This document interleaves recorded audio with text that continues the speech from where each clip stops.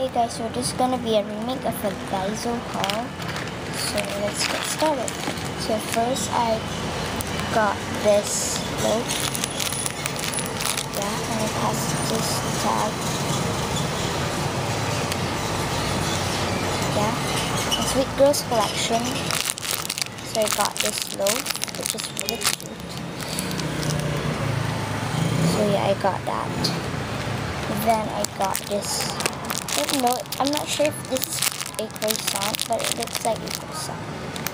So yeah, it's really squishy. Even at the back. So they were 66 pesos each. Then lastly I got this bun. Oh, sorry. So that's just tag again. Girls collection. So yeah, that's everything that I got from Daiso. Or yeah. So yeah, bye guys. Mwah.